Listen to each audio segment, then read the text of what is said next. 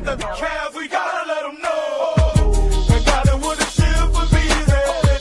And got it with a ship for bees. Ballin' like the Cavs, we gotta let them know. You are now locked in with Antoine Spivey. This is EnDaZone Sports.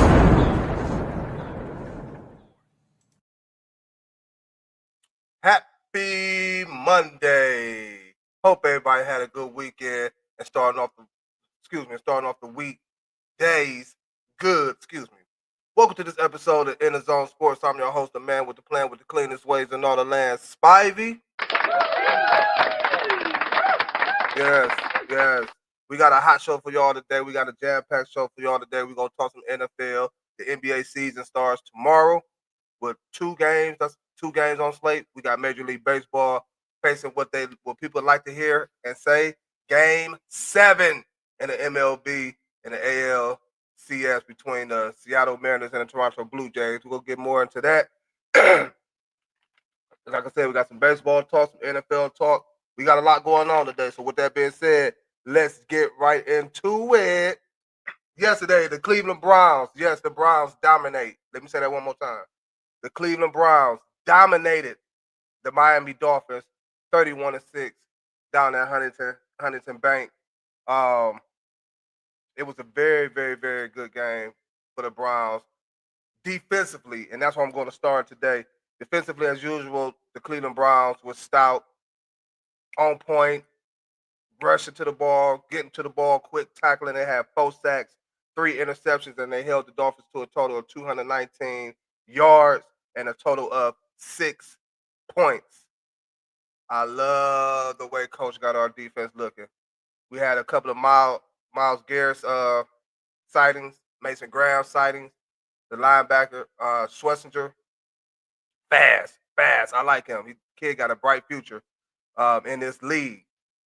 But the Browns defense right now is ranked number 4 in the league, and they showed yesterday, although the Miami Dolphins had no Tyreek Hill, who's out for the rest of the season.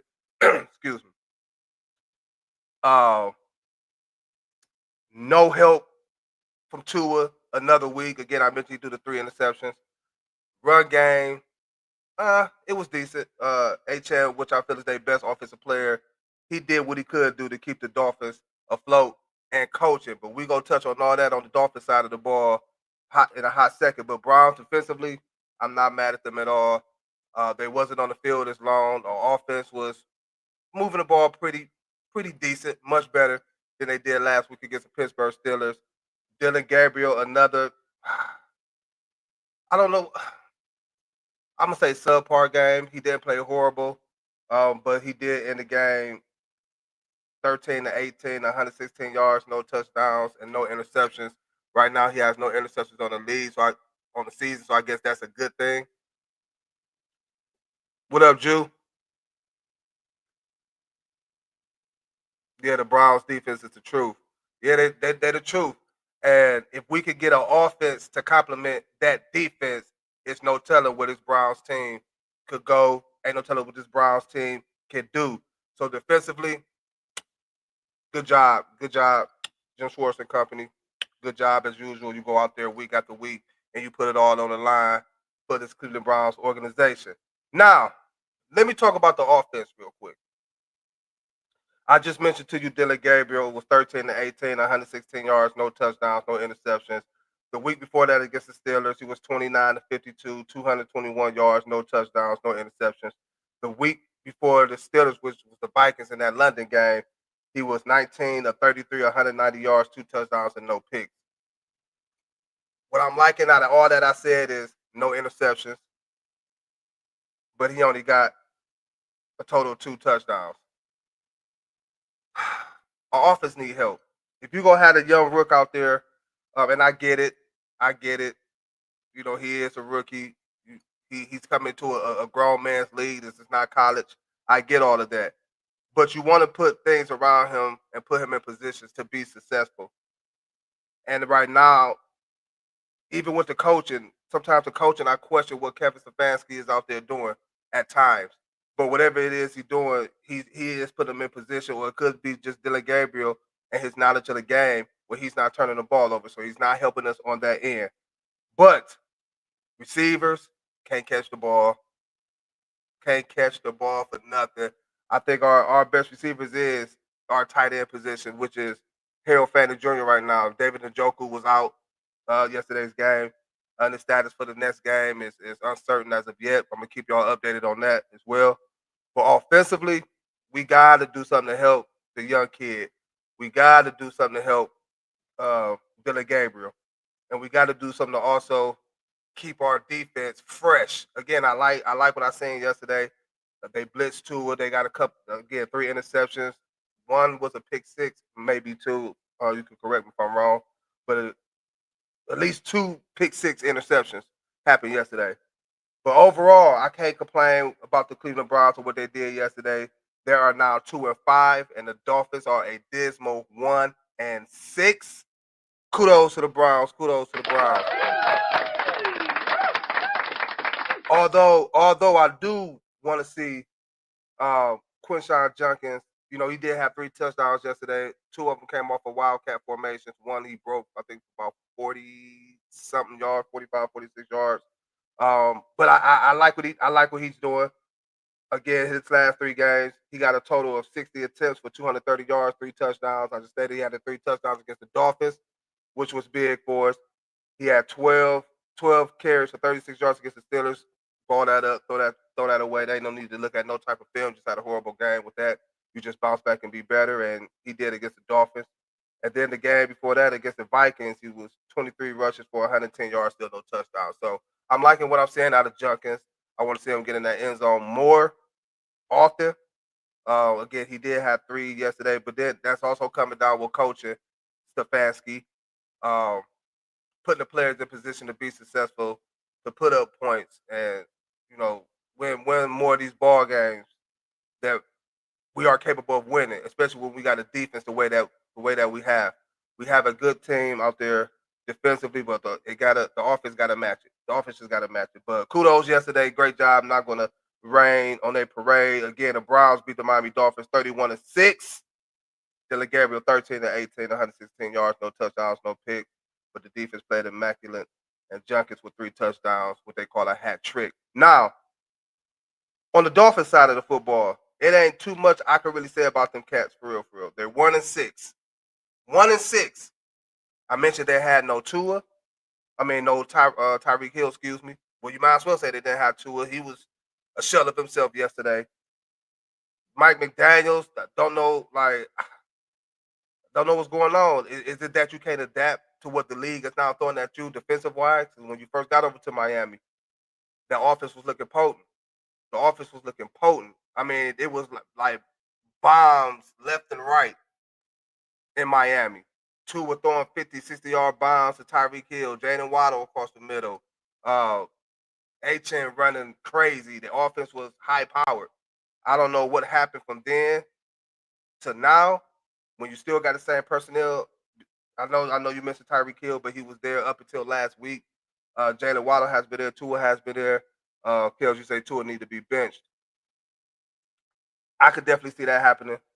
Tua being benched, and then not too far behind Tua being benched, I think you're going to see a culture change in Miami. I think this is Mike McDaniel's last year in Miami. Period. I think it's his last year in Miami. He don't have the best rapport with the players. You see Tua, talking about how meetings are going amongst players, who's not there, who's there. I think he lost the locker room, and it's one of those cases that my boy Kels would say maybe they need to change the voice in Miami. But I can't even make up nothing for them, folks. I can't make up no lie, no excuse, no reason why the Dolphins are looking like they looking. Like I said, it's sheltered themselves in the show yesterday, losing to the Cleveland Browns, 31-6 down at Huntington Bank. Let's build off of that Cleveland and go into next week against the New England Patriots, who are playing immaculate football as well. We're going to touch on them later on in the show and try to get another dub. But we got to get that offense going to continue to keep helping the defense out so we don't keep the defense tired, keep them fresh at somewhat what they was yesterday. And, get some pressure on Drake May, stop the run game, and we should be all right. So Let's get the job done. Big win. Now, the only thing we could do now is just build off that big win that the Cleveland Browns had yesterday. Sticking with the Miami Dolphins, another week, another struggle. Mike McDaniels is safe right now. What do I think the Dolphins need to do? I think they just need to start over. It's about time to start over for the Dolphins. It's about time to start over. Tua, you get paid north of what, 50 million? 50 million a season? And for what? To put on this performance? I was asked a question probably about 3 days ago about Tua. Is Tua's game, the way he's playing now, is that a mental thing and him thinking of possibly receiving no more concussions? Tua done suffered a lot of concussions the past couple of seasons. And I think last year was like one of the worst ones because he ended up missing damn near half of the season. Could that be why Tua playing the way he playing? Could it be Mike McDaniels and his offense? He's not again adapting, adjusting to how defenses are approaching him. They're taking off the top, forcing him to throw, forcing him meaning Tua short underneath passes, 5 to 8 yard passes in the middle. I don't know what's going on. I was hoping to talk to my man Blaze. He's MIA today. I get it. He's a big Dolphin fan. I get it. I'll be hiding up under a rock somewhere too the way they is playing. But hey, we ain't the worst team in the league. It's them Dolphins. But excuse me. But I really don't know what's going to happen with them. But what I do know is they definitely got to get it together. One team that is getting it together that a lot of people should be afraid of is them Kansas City Chiefs. Are the Kansas City Chiefs back? I get it. I get it. I get it. They played the Las Vegas Raiders and they end up beating them 31 to nothing. 31 to nothing. Let me say that one more time. 31 to nothing. It was Rasheed Rice's debut game of the season, so them boys was gonna show out. They was gonna try their best to show out, get him the ball, which they did. He ended up with 2 touchdowns. Patrick Mahomes got his weapons back. When they was 0-2, we was having conversations like, are the Chiefs done? What need to happen in Kansas City for them to get back to playing Kansas City ball? And everybody named Mama knew the Chiefs wasn't healthy. And I'm not no big Kansas City Chiefs fan. I'm not. So what I'm about to say and what I'm saying now, don't get the impression that I am a Chiefs fan because I'm not. But I'm speaking the truth. They didn't have Rasheed Rice. Xavier Worthy ended up missing 2 weeks. Off the run game is just atrocious. You don't know what you're going to get from the run game week in and week out. So it was a lot of questions, about the Kansas City Chiefs. Can Patrick Mahomes do it with even less than what he had? We done seen him, win a Super Bowl when he lost Tyreek Hill. Everybody thought he couldn't do it then, but this is different. Travis Kelce is a shell of himself, not playing Travis Kelce football, although he did have a good game yesterday again against the Raiders. I think he had maybe about 2 good games this season, but yesterday it was against the Raiders. So they get Xavier Worthy back and they win, and then they get Rasheed Rice back yesterday. Now their offense is whole. This was the first game that Rasheed Rice, Xavier Worthy, Travis Kelce, Patrick Mahomes, Hollywood Brown, all of them played on the field at one time, and we all wondered how would that look? How would the Kansas City Chiefs look with all of them on that field with Patrick Mahomes with plethora of weapons at his disposal? What can we see out of them? And we saw yesterday. Again, I repeat, it's about the 4th time I repeat this. It was against the Raiders. I want to see what they do against, you know, tougher competition. But we talking about the Chiefs here. They done ran through the likes of Buffalo, Baltimore, on their route to going to Super Bowls and win the ALCS championships. But my opinion, they're back. They started off 0-2. They're now 4-3. After their 0-2 start, they are 4-1. One of the best teams, the hottest teams in the NFL right now. Patrick Mahomes is now an MVP favorite. Vegas got him I believe number one, winning the MVP. I'm gonna give y'all who I feel like should win the MVP this year in a few minutes. Although I know it's a quarterback league, I'm gonna give y'all who I think should win the MVP. But Patrick Mahomes is now, I think we're gonna see a lot of the old Patrick Mahomes now. Now that he have his weapons at his disposal, they still need to figure out that run game. Although it was reports a couple of weeks ago, 1 or 2 weeks ago, they was in need of a running back and still in need of a running back. But one of the running backs they was looking at was Alvin Kamara, which I don't think he's going anywhere now due to some breaking news today that Kendrick Miller has suffered a season-ending knee injury. So Kamara's back to workhorse and the Saints, so we can take him out the picture of going to Kansas City. They got to get that run game going. I believe they could get that ground game going with the lights of how their offense is looking and the weapons that they have at the receiver spot.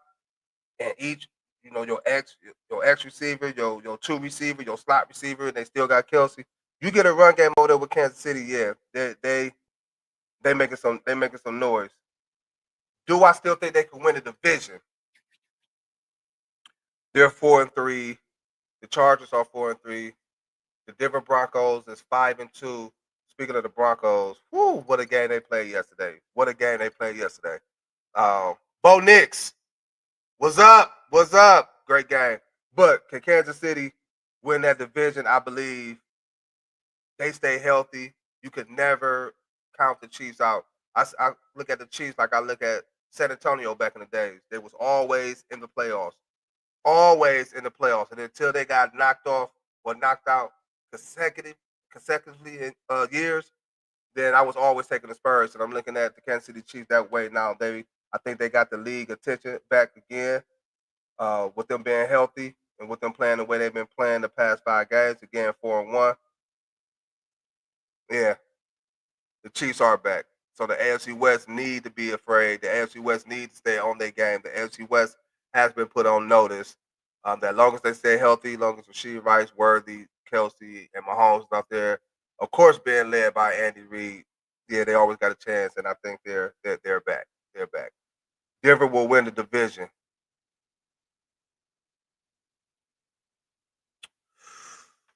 Ooh, I mean that's who I picked at the beginning of the season to win that. But no, I think I picked the Chargers. I think you might have picked the Broncos, Kills. I'm not mistaken. But Denver scares me. You know what I'm saying? Like Denver will come out 1 week and look like, they on their P's and Q's. Then they had games like they had against the Jets over in London where it's 13-11. Then they had games like they had yesterday where they was down the whole game, 19-0 going into the fourth quarter, although they had one of the greatest comebacks ever. We're going to touch on that as well. But they scare me. Again, I like their defense. They have a stout defense. Their defense can keep them in games. But their offense got to. We can't have a 1 week where they're playing great. You're looking at them like, okay, now this is what we've been wanting to see from the Broncos. This is what we wanted to see out of Bo Nix. This is what we wanted to see out of the ground game. This is why we got J.K. Dobbins. This is why we drafted R.J. Harvey, and so forth and so forth. I got to see them do that consecutively, not just once. Don't give it to me week 1 and then don't give it to me again week 3, week 4. I got to see it consecutively with the Broncos. So with that being said, I respect it. I respect you saying the Denver Broncos is going to win the division. I may have to change my whole aspect on this AFC West. Looking at the Chiefs and looking at what they're capable of doing when they get healthy, and they are healthy. And Vegas was the first to get it. And next week, I got who they play next week. I got to look at the schedule, but I expect it to be the same kind of way because it's very difficult to guard that Kansas City Chiefs team. Excuse me. She writes 2 touchdowns. They were never going to let you what? They were never going you allowed to lose. They're never going to let who lose, Dave? You talking about the Chiefs? If you are talking about the Chiefs, I could get that too. Patrick Mahomes is the face of the league, and when you're the face of the league, especially as a quarterback, they definitely want to see you win and always see you win. Denver ain't ready yet. I agree. What's up, Simp? I agree. I just stated defensively, defensive wise, they running with the best. They running with the best. It's the offense that scares me. Again, it's the offense that I really look at like come on, y'all got a QB in Bo Nix, athletic quarterback who could make plays with his arms and his feet. Y'all got a decent run game. Y'all got a great offensive minded type coach in Sean Payton, but the offense just scared me. 13-11 against the Jets 2 weeks ago, down 19-0 in the whole game, and especially in the fourth quarter yesterday. But they still pulled it out and get the victory. But I need and again, especially in the AFC West with the likes of Kansas City Chiefs, and again with them getting healthy, we know what them boys is capable of doing. We know. So with that being said, yeah, Kansas City, they're back. And I do think that they have a strong chance to where they can win that AFC West. The Broncos defense going to clean house, play better. The Broncos defense going to clean house, play better. I guess you're saying the Broncos defense is. I don't understand what you're saying.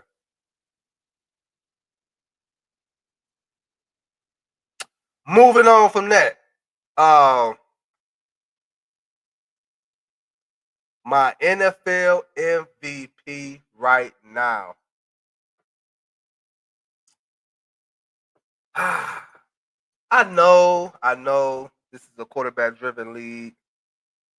I know it's a quarterback award to get, because they're out there leading the team per se.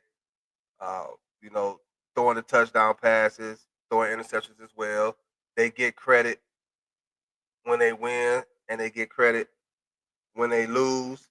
I mean, not credit, but they get the blame when they lose, and they get all the credit when they win. But I'm gonna go a different route with this one, and I'm gonna take who I think who is my MVP of the NFL right now. That boy in Indianapolis, Jonathan Taylor. Say what you want to say.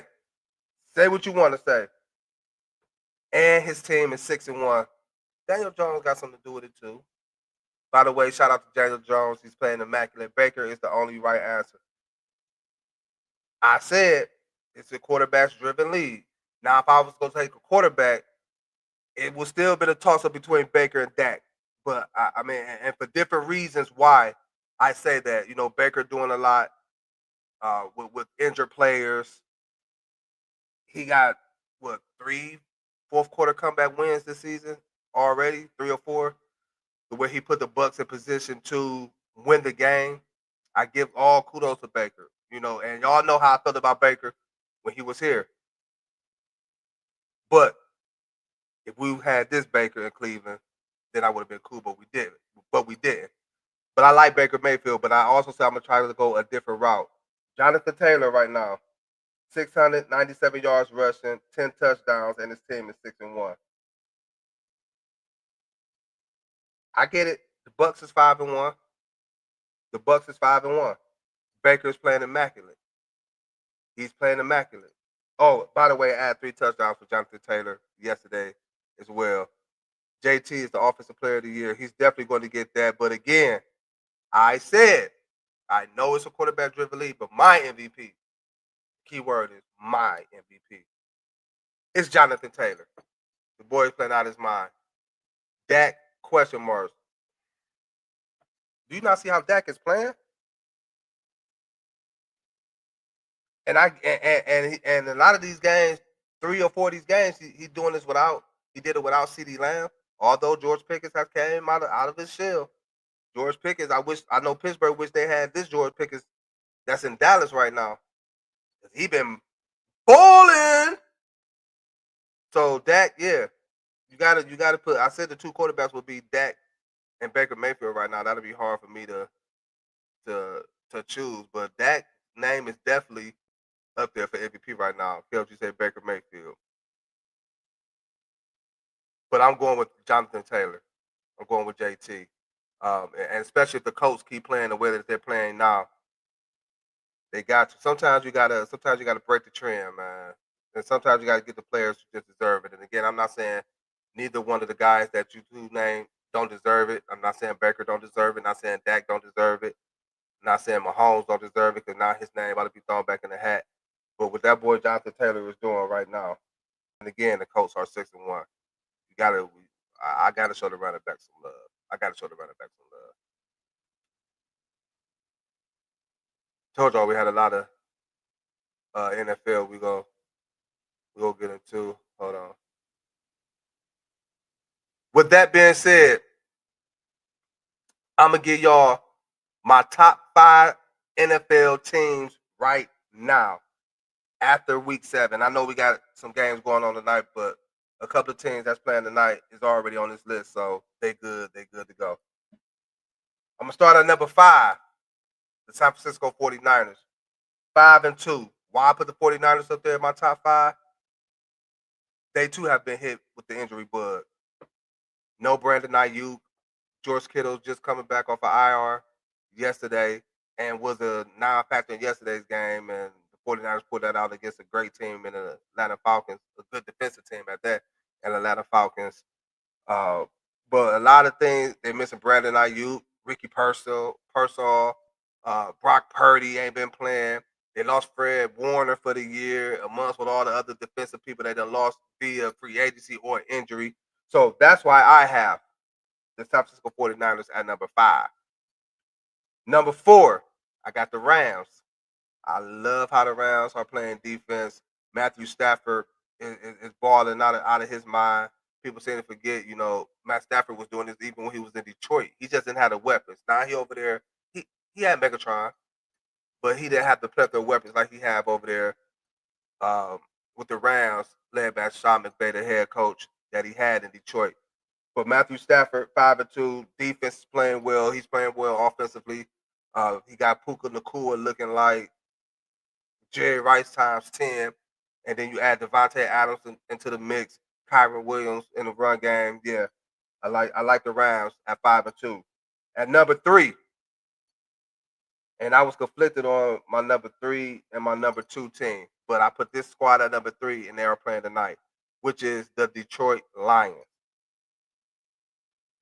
A lot of people had questions for the Lions coming into this season. I know I did, as far as would their offense still look the same? How would their defense look losing the coordinators that they lost in the offseason? Ben Johnson, now the head coach of the Chicago Bears. Aaron Glenn, now the head coach of the New York Jets. Oh, speaking of the Jets, my man over there going through it. Can't win for losing. Justin Fields getting benched, trying to bring in Taylor to spark the team. That still ain't work. But yeah, everybody had questions about Detroit, especially losing their coordinators. Would Jahmyr Gibbs still be Jahmyr Gibbs? Will they still run the same plays, put him in position to do what he's been doing the previous years under Ben Johnson as the offensive coordinator for Detroit? And then on the defensive side of the ball, a lot of people thought losing Aaron Glenn, their defense going to take a step back. But their defense is still playing well. Even though they're missing a lot of key people, especially in that secondary. Both of these teams is hit with the injury bug coming to this game. But I got Detroit at number 3. Number 2, I got the Tampa Bay Buccaneers. 5-1, got an MVP candidate in Baker Mayfield who's balling, playing excellent football for the Bucs, and not just this year, but for the past couple of years with Tampa Bay. Offensively, which Bucky Irvin is playing great, although he's hurt. He's out again tonight, and Rashad White will be replacing him, and he's coming in contributing well. Mike Evans done missed games. Ibuka been playing hurt. Baker been playing hurt. But he's still out there getting the job done. Again, like I said, the 3-4 comeback wins so far this season, either game winnings or he put the field goal team in position to kick a game with a field goal to win the game. So at number 2, I got the Bucs. And at number 1, I got the Indianapolis Colts, man. Like, to me, they're playing the best football in the league right now. Jonathan Taylor, I just touched on him as being my MVP of the league this season. Is running out of his mind. Daniel Jones, a lot of people written him off by the way he was playing in New York, but Daniel Jones have always felt, he was as he should feel about himself as being a good quarterback. He just wasn't in the right situation to be successful. He had the 1 year where they went to the playoffs, and that's how he got his big payday. But he got over there to Indianapolis. He beat out Anthony Richardson for the starting job, and he's making plays too, both with his arms and with his legs. Uh, Getting a young rookie tight end Warren, who's playing good football as well, get him all involved. He making plays with his legs. He got a couple of touchdowns on the season, 2 rushing, and their defense is top 5 in every statistical category. So them are my top 5. Y'all can let me know who y'all top 5 NFL teams is this season, and so I'll let y'all know how y'all list was. But me, I think this is a good list. Colts number 1, Bucks number 2, Detroit number 3, Rams 4, San Francisco 5. Woo, woo, woo. Trying to get this one up for y'all. Keeping it in the NFL, we got our NFL Week 7 recap run down. Let me pull these games up for y'all real quick. Bear with me, bear with me. Bear with me. Week 7. We're going to start with as I touched on it earlier, the Browns and the Dolphins, they win 31-6, led by Quinshawn Junkins. 3 touchdown runs. No turnovers again for Dylan Gabriel. That's a big plus. Offensively, got to get it together, but they still pull it out 31-6. The Rams and the Jaguars. It was a better London game for what I seen last week with the Broncos and the Jets. I prayed for a better London game, and I got it at least offensively from the Rams, who destroyed the Jacksonville Jaguars 35-7, led by the 5 touchdown passes from Matthew Stafford, 3 to Devontae Adams. No Puka Nacua, but they still get the job done. You got the Chiefs and the Raiders. Touched on that game earlier. The Chiefs won 31-0. There's nothing much you can really say about that game, but another dominant performance for the Kansas City Chiefs over the Raiders, which is a divisional rivalry game and a division rival for the Chiefs. They end up winning 31-0. Patriots and Titans in a revenge game. Mike Vrabel going against his former team. He coached in the Titans. It was a close game earlier. Tennessee came out to play. Ward came out early on. They looked good. They looked like they was, want to spoil the homecoming or the coming back game for Mike Vrabel. But Drake May and company said, no, pump the brakes, hold on. We got this. Patriots win 31-13, led by Drake May over the Tennessee Titans.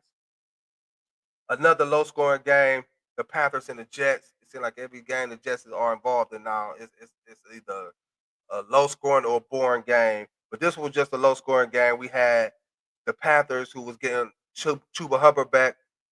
Want to see how they backfield, how they utilize their running backs that game, getting him back between him and Rico Dowdle, who we see have put on 2 of the best back-to-back performances we done seen in the NFL this year and probably in history, for real. The way he been playing the past 2 games. So they split carries. It was 13-6. Justin Fields got benched in the second half. Don't know what's up with him. There was a lot of questions going into the season about Justin Fields anyway. Did he come out against Pittsburgh and have a couple of people fooled, changing their mind about him? Maybe he got it. I have always liked Justin Fields, even going back to Ohio State. I know the man can pass the ball. I just don't know what's going on in New York. We got the Bears and the Saints. One thing I'll say about the Saints is they're going to fight. They're going to put up a fight no matter who they playing. They went into Soldier Field and lost to the Chicago Bears 26-14. Unfortunately, Kendrick Miller suffered a season-ending ACL injury in that game, and he's out for the remainder of the season. So, Alvin Kamara, you once again got the backfield to yourself. Kudos. Sorry, came off wrong. Never am I clapping for Kendrick Miller's injury, but I'm just clapping for Alvin Kamara. Now you're back to workhorse in New Orleans. But nevertheless, the Bears win 26-14. Eagles, Vikings. The Eagles put it out 28-22 off a career receiving day from Devontae Smith. Jalen Hurts had another good performance passing the football. I guess he's trying to put the naysayers and the doubters on notice. Like, look, we can still pass if we want to, if we choose to.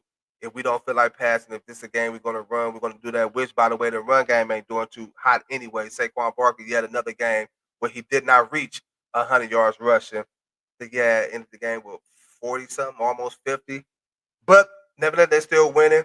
And the only thing that should count, the only thing that should matter is winning. But we know how these players are nowadays. They want their stats. Stats equal money. Money equal more money, more money, more money. We got the Colts and the Chargers. I just talked about the Chargers. Daniel Jones playing great football. Jonathan Taylor playing great football. They was led by him yesterday with 3 touchdowns. The defense played well against a nice offensive team in the Chargers, even though they're a little banged up on the offensive line. They still have weapons out there in Justin Herbert, Keenan Allen, Quentin Johnson, the rookie tight end, and also Lad McConkey. So they got a good plethora of weapons over there and for the Chargers, but they end up losing to the Colts.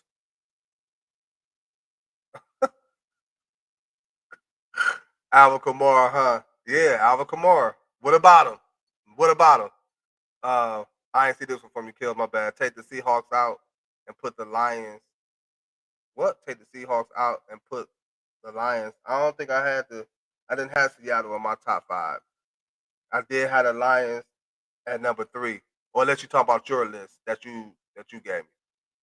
But nevertheless, let's moving on to the Broncos and the Giants. To me, that was the best game of the weekend.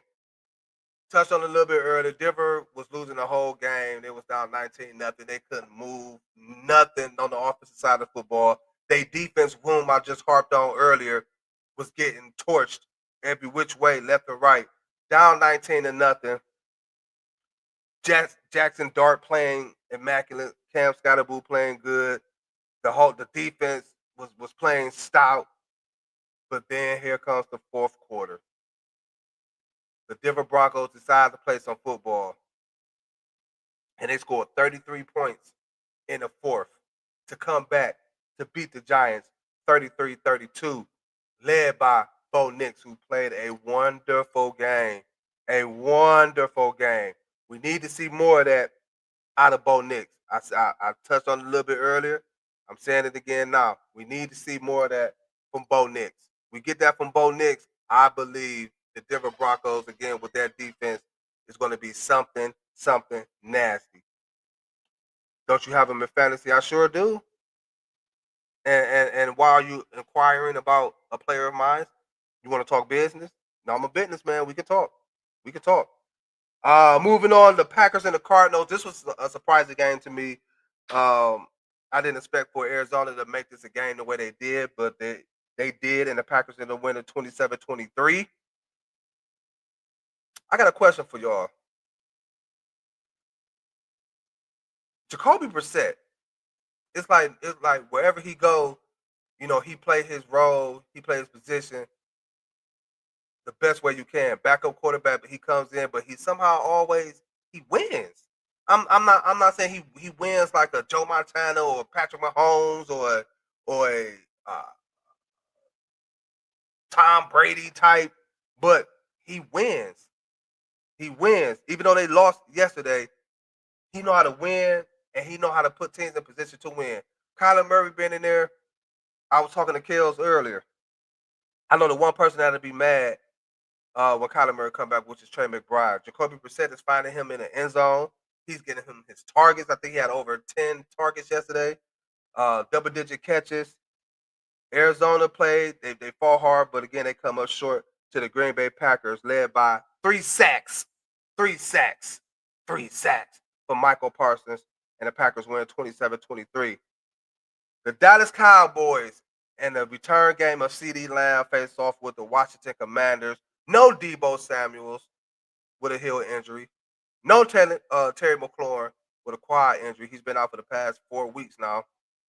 Jaden Daniels in that game get hurt. Good thing he came.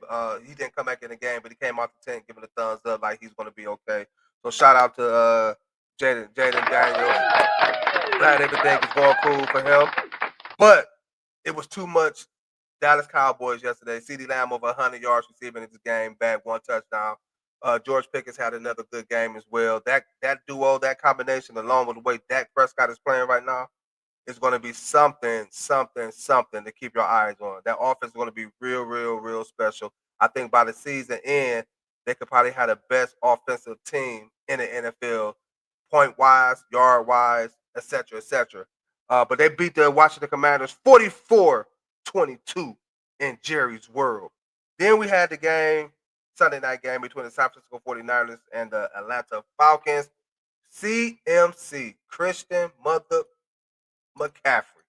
What a game he had yesterday, rushing the football. Not just rushing the football, but also receiving the football out the backfield for the San Francisco 49ers.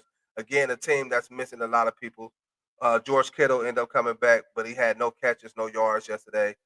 Juan Jennings came back. He played all right. He wasn't as effective, but he played all right. But they still have no Brandon Ayuk, no Ricky Parcel, Brock Purdy, and they somehow, some way found the way to beat a team that many had high expectations on coming into this season, myself included, in the Atlanta Falcons. Michael Penix Jr. subpar game. That's another dude. How y'all feel about Michael Penix? Do y'all feel like the Falcons made the right decision on moving on to him and not playing Kirk Cousins? Consider the fact where he was drafted at. Y'all let me know y'all thoughts on that as well. But Bijan Robinson was somewhat held in check. Didn't do too much offensively yesterday. And the 49ers defense, especially all them key people they're missing, somehow, some way held the Falcons to 10 points and got the dub. That's your NFL Week 7 recap rundown. And by the way, we got, again, 2 Monday night games going on tonight. The Buccaneers and the Detroit Lions. I'm stuck with that game, man. I'm playing Kels in the fantasy, and he got 3 going tonight. Amon St. Brown, Rashad White, and the Lions are up right now 7-0 in the second quarter over the Tampa Bay Buccaneers.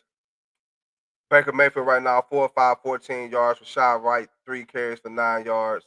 On the offensive side for the Detroit Lions, Jared Goff 8 of 10, 137 yards, 1 touchdown. Jahmyr Gibbs 7 rushes for 21 yards. Amon St. Brown 3 catches, 67 yards, 1 touchdown. I don't need that touchdown.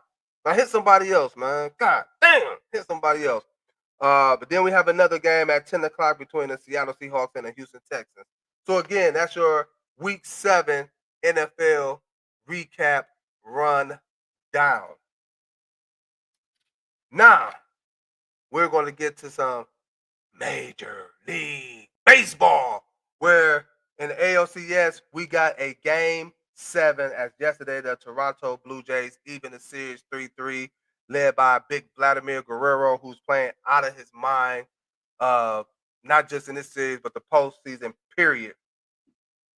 Game 7 tonight at 8. I think the first pitch is 8:23. Let me get this time for y'all. 8:23, 8:10. Excuse me, 8:10. First pitch between the Mariners and the Blue Jays in Toronto. Game 7. I think it's going to be another great game, another high-scoring game. You got going tonight for Seattle. You got Kirby going for Seattle and the former Guardian and Shane Bieber going for the Toronto Blue Jays tonight. I think it's going to be, again, a high-scoring game, over seven runs, maybe 8 runs. But the question I have for the Seattle Mariners, are you going to pitch to Vlad? Because that man right now, he's hitting everything out the park. The ball is like a beach ball coming to him when they throw it. It might start off slow, little coming from the pitcher. And the closer it gets to Vlad, it just gets bigger, and he just boop. My opinion, it depends on who get on base in front of him.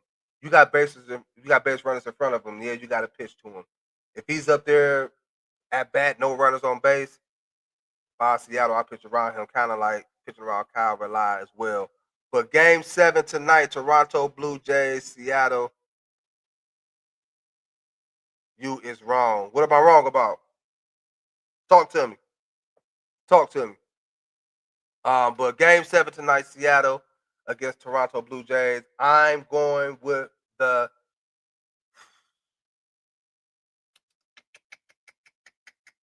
This is tough. I'm gonna stick to my original pick going into this postseason, which was this series, which was the Seattle Mariners. I'm gonna take Seattle to win this game and move on to their first ever World Series game against the Dodgers, who I'm just sitting back, resting, staying healthy, waiting on the winner of this game of Game 7 between the Seattle Mariners and the Toronto Blue Jays. That's your that's your MLB report from the ALCS Game 7 tonight, man. Let me know who y'all going with. I'm taking the Mariners. Hopefully they get the dub and move on to the World Series to play the Dodgers, which I think is going to be the Dodgers taking it all anyway. So it really don't matter. Let's talk some NBA. The season kicks off tomorrow.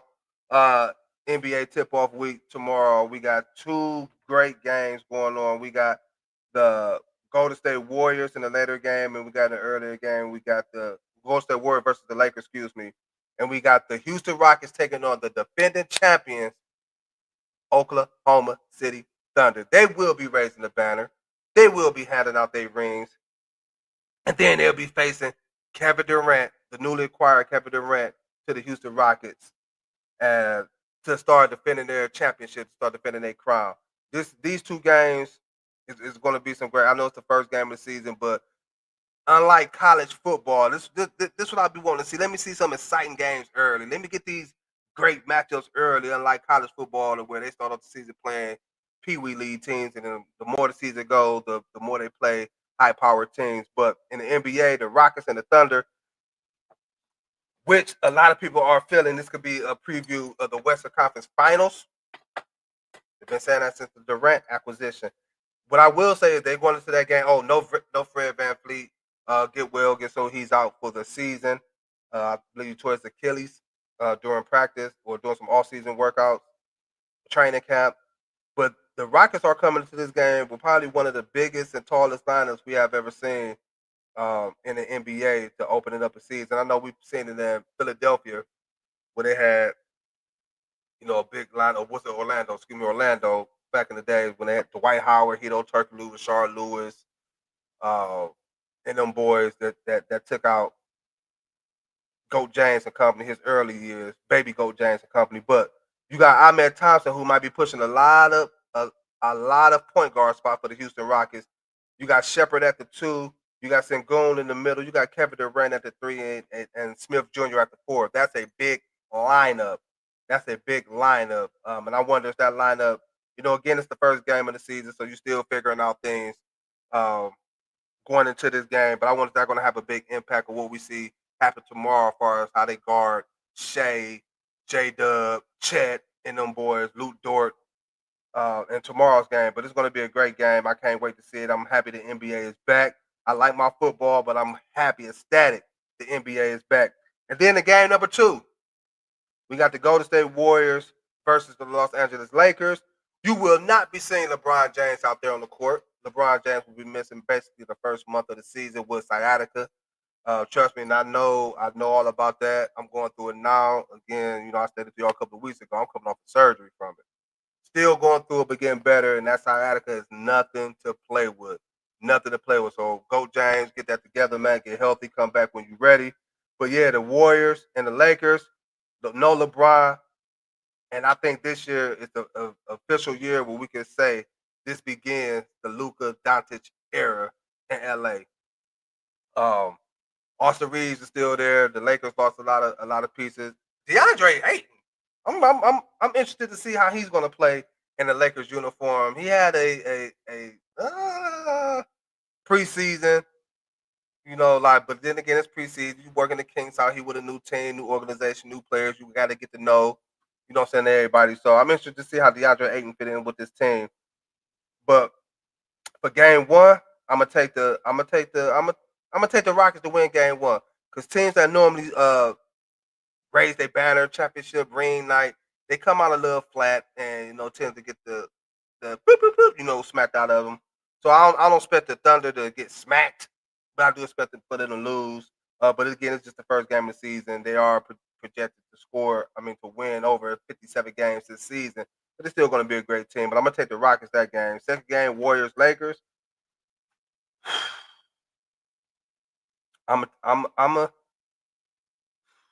gonna take the Warriors this game. I'm gonna take Golden State. Um, Jimmy Butler got a whole off season where he can work with the likes of Draymond Green, Steph Curry. They got Kuminga coming back in there after his long debacle of an offseason, going back and forth with the organization as far as a uh, contract dispute. But we got some more breaking news coming in. Brandon Graham has come out of retirement and signed a 1-year deal to finish out the season with the Philadelphia Eagles, a team that he won a Super Bowl with. So Brandon Graham is back in the NFL, coming out of retirement and rejoining the Kansas City Chiefs. Getting back to the Lakers and the Warriors, this also could be the final time we see the final season, and this is another reason why I'm amped up to watch some NBA, especially certain teams and certain players, because this will probably be the last season we see LeBron, Steph, Draymond Green on the court playing against each other after this season. We don't know the status of LeBron James. We don't know the status of Steph. I mean, Draymond, whether he's going to hang it up or move on from him, but it's going to be the last time we can see this. So that's another reason why I'm looking forward to seeing that game as well, Game 1. And just the NBA season, man. Just the NBA season. And my Cavaliers start the season Wednesday against the New York Knickerbockers. Y'all see, I'm representing already. I know I'm a day early representing already, but I'm very interested to see how my Cavaliers bounce back this season, coming off a season last year when we had a lot of high hopes. We had a lot of championship aspirations, and we fell short. We fell short to the Indiana Pacers. They ran us out the gym. We we, we was injured, of course. Our main floor general and Darius Garland was out with a toe injury. Speaking of Garland, he's going to miss the first month of the season. So we got an early test going on as well, dealing with injuries. Him, Garland, and Matt Strus. Uh, they're going to play it safe with Alonzo Ball. I'm hearing they're not going to have him play in back-to-back games, just to keep him healthy. Because Ball, he's one of those players that get hit with the injury bug a lot too. DeAndre Hunter, he's another one. I'm hoping he's coming in this year, well conditioned, in shape, ready to ball. Because we're gonna need a lot from you, especially missing Darius Garland and Matt Strus. But I'm excited. I'm excited. I can't wait. I can't wait to Wednesday. Cavaliers basketball, we back. Let's go. We projected to win over 50 games again this season as well. And we also got to ball out. We also got to go deep in the playoffs. We're going to have some decisions to make after this season or next season involving one of our top stars, Donovan Mitchell. We want to keep him.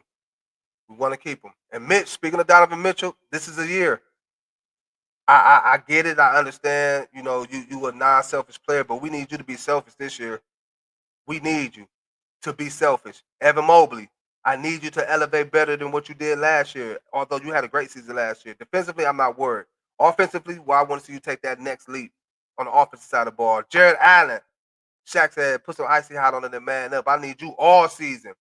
All season, because you've been a no-show in the playoffs as well, even though you played, but a no-show.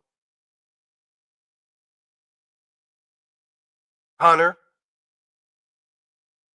Another guy I'm looking at is Sam Merrill, who we chose to re-sign and let a couple of players go. You need to play big as well. You need to be that sharpshooter you was last year, not fed off like you did towards the end of the season where we needed you, especially come playoff time against the Pacers. We needed you to knock down big shots, and everybody just decided, we packing it up and moving on. They run us. I don't want that mentality. This year, this is the year. We have no team in the East that we really have to worry about, although many may say it's by default because we have a lot of injuries, except for the New York Knicks. And we go see them first out the gate Wednesday. We got to make a statement, Cavs. Kenny Atkinson, I'm looking forward to see what improvements you done made as far as yourself on coaching, as far as yourself on how you gonna put the team in a better position than you did last year to be successful.